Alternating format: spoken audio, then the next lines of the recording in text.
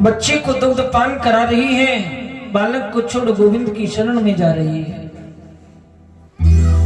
कोई ब्रज गोपी श्रृंगार करने में लगी है, आंखों की वस्तु ओठों पर, ओठों की वस्तु को आंखों पर मल रही है। इतना सुंदर भाव ब्रज गोपियों का।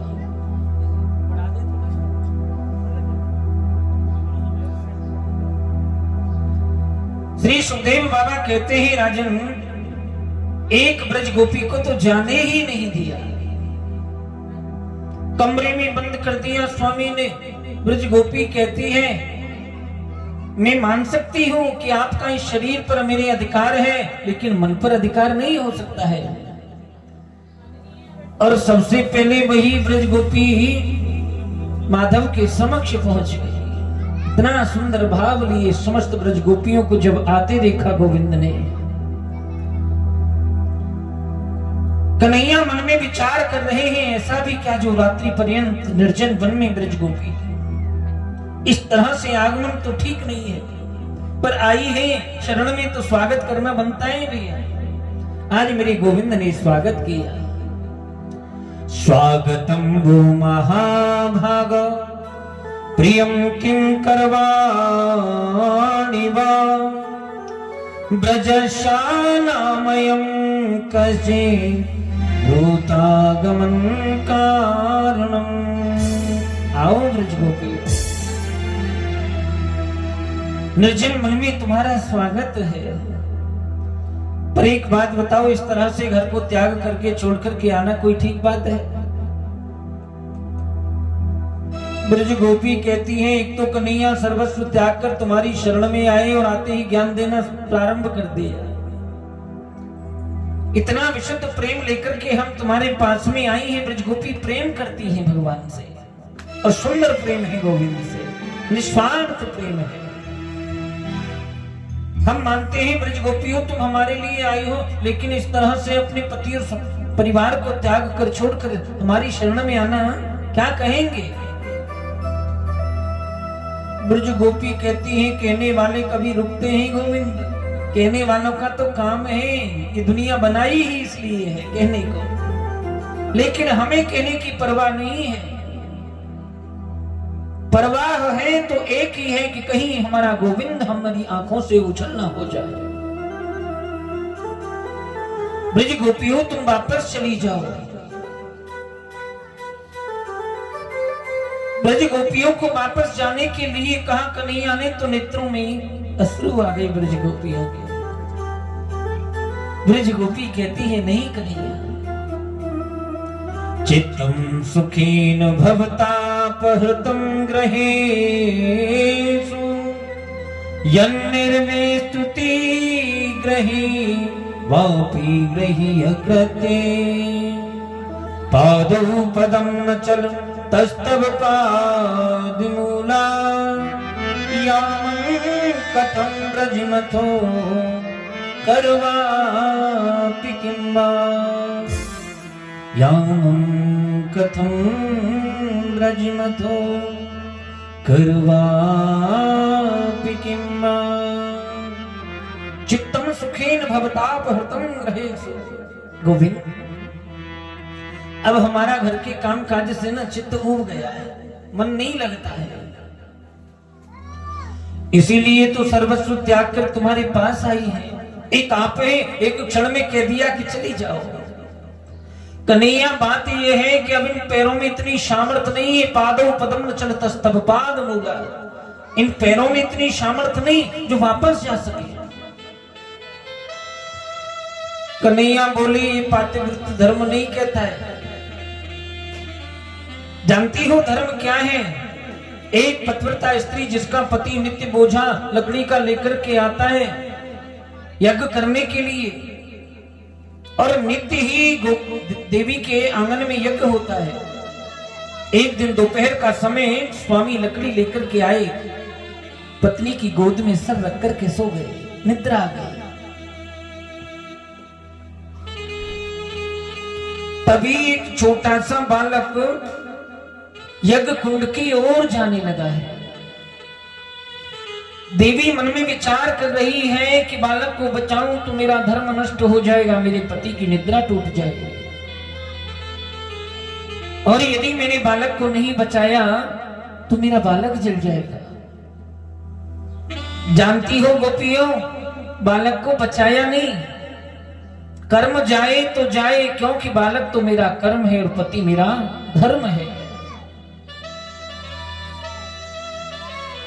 बालक चाकर के यज्ञ कुंड में गिर गया, लेकिन तप का प्रभाव है, धर्म का प्रभाव है, बालक को कुछ हुआ नहीं। हाँ कन्हैया, हम जानते हैं ऐसी छोटी छोटी दंत कथा हम पर भी आती है, हमें ज्यादा ज्ञान देने का प्रयास न करो। किसी पतिव्रता स्त्री का पति परदेश चला जाए, हमारे प्रश्न का उत्तर दो गोविंद, तो उसे क्या करना चाहिए? गोपियों, करना ही क्या है? पति स्वरूप प्रतिमा घर में लगा करके उसकी पूजा करें, फिर भोजन करें। और कन्हैया कुछ समय उपरांत वह देवी पूजा पर बैठी हो, उसी समय पति द्वार पर आ जाए तो पहले द्वार खोलना चाहिए या पूजा संपन्न करनी चाहिए। ब्रज गोपियों, जब सत्य के पति द्वार पर खड़े हैं तो फिर फोटो की आवश्यकता क्या है? कन्हैया यही तो सुनना चाहते थे तुमसे, हमारे सत्य के प्राण पति हैं आप, और जब आप हमारे समक्ष खड़े हुए हो तो फिर हमें सांसारिक पतियों की कोई आवश्यकता नहीं है। प्रेम से बोलो जय श्री कृष्ण। श्री सुखदेव बाबा कहते हैं, परीक्षित, इतना सुंदर भाव देख, प्रेम देख मेरे गोविंद तो चमचम पायल बजाते हुए कन्हैया नाचने लग गए ब्रज गोपियों के साथ। सभी गोपियों के मध्य आज गोविंद नाच रहे हैं। अहंकार हो गया ब्रज गोपियों को कि कन्हैया हमारा नचाया ही नचता है। मेरे माधव एक गोपी को लेकर के अंतर ध्यान हो गए, और जिस गोपी को लेकर के गए हैं साथ में वे राधा रानी है। सभी ब्रज गोपी दुखित हो गई है। अश्रुधारा बह रही है, अपने पास गोविंद को न पाकर के परीक्षित, और विचलन करती हुई मेरे गोविंद को ढूंढ रही है कि कन्हैया पहले तो मधुर बांसुरी बजाते हो, और जब मधुर बांसुरी बजाकर हमारे चित्त को खींचकर और फिर इस तरह से अदृश्य हो जाते हो, ये उचित नहीं है। निर्जन मन में हमें इस तरह से छोड़ करके अदृश्य हो जाना। पृथ्वी से पूछ रही है, भंवरों से पूछ रही है, क्या जाते हुए कहीं कन्हैया को देखा है? ओ कान्हा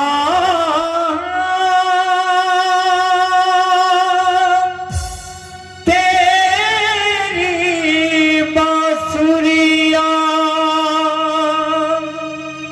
नींद चुराए,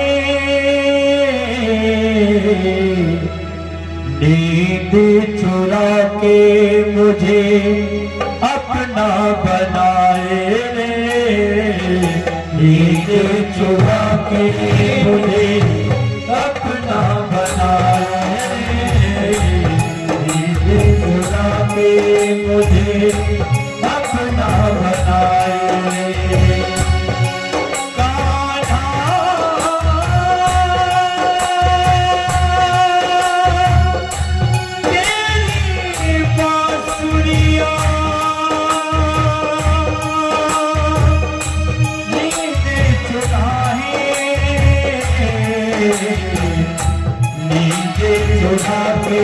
मुझे अपना बनाए रे,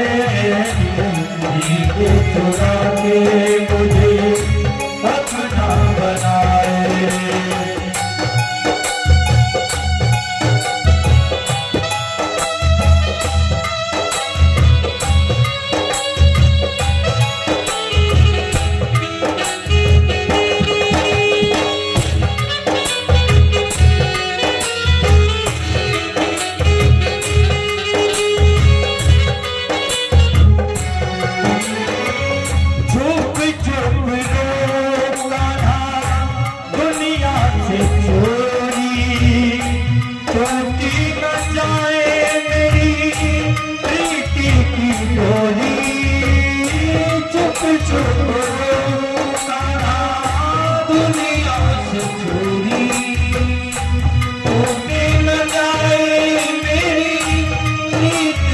बांसुरी उठे ना भर भर आए, वो तेरी याद सताए ना भर भर आए, वो तेरी याद सताए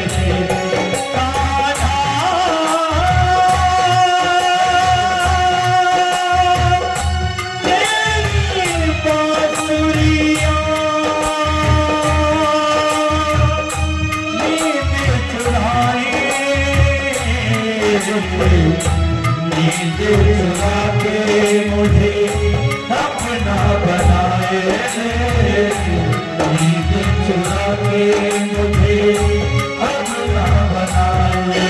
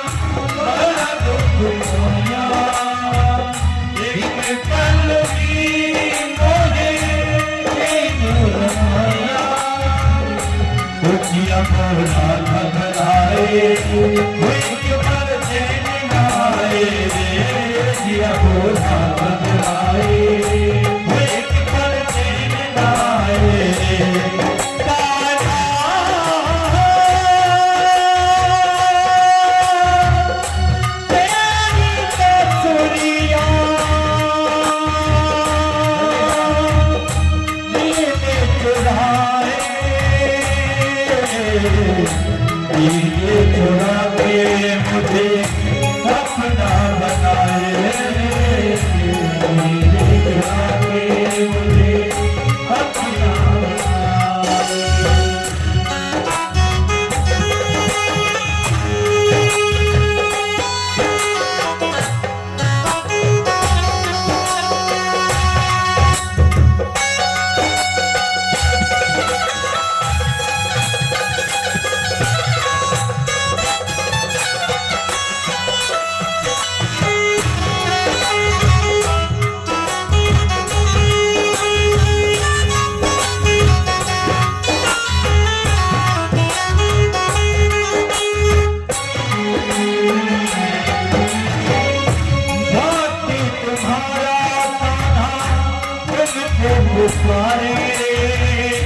दर्शन दिखा दे मेरी आंखों के तारे,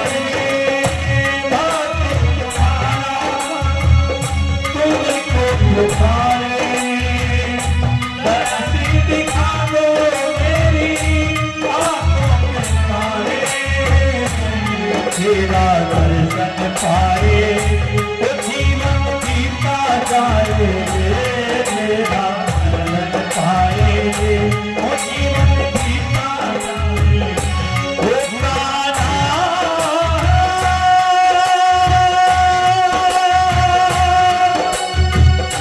तेरी बांसुरियां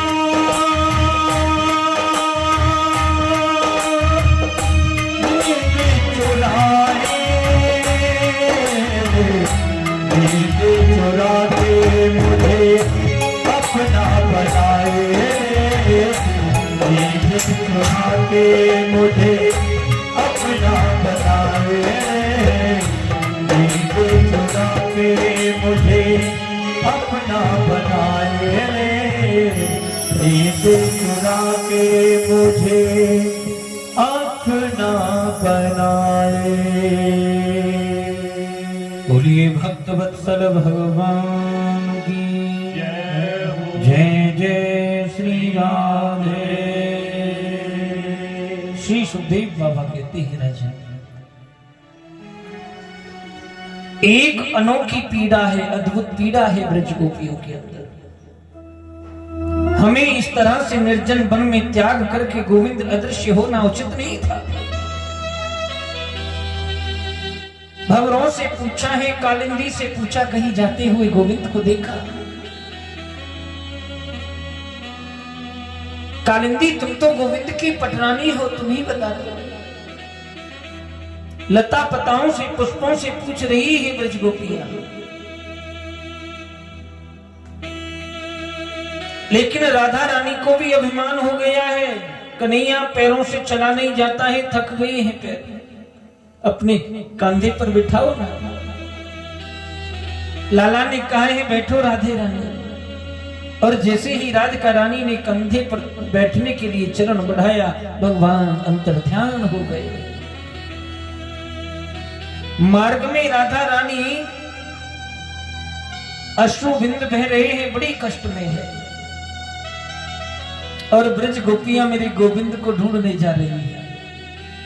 विचलित अवस्था में पड़ी राधा रानी को देखा, राधे तुम्हारे साथ तो गोविंद थे, कहां चले गए? राधा रानी कहती है वो श्याम सुंदर बड़ा निष्ठुर हो गया है।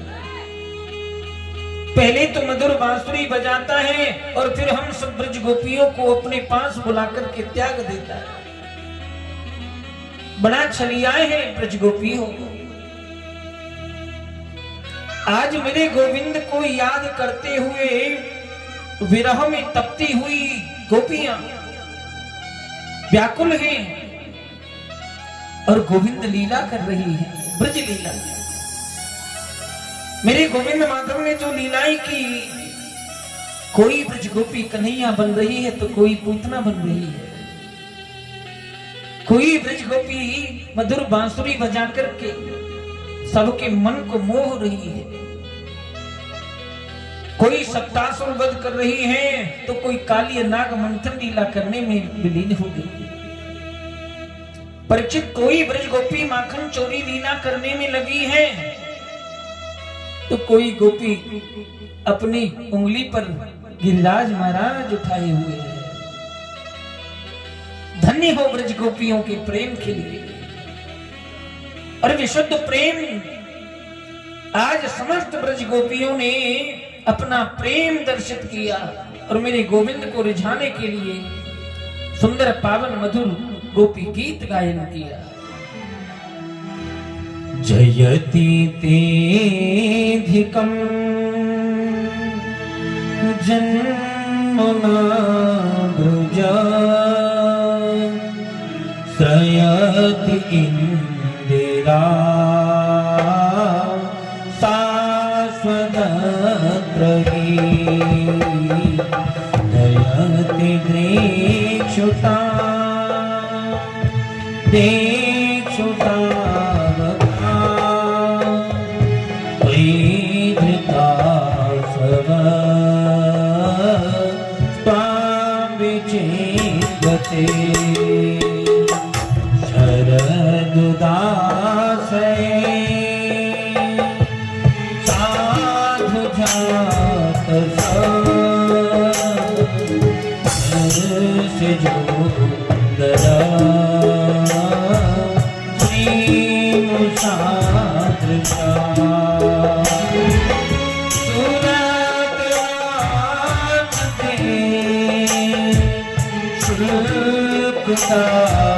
शिका बलद में तो मेह बधा विशु जला प्या ज्ञान शशा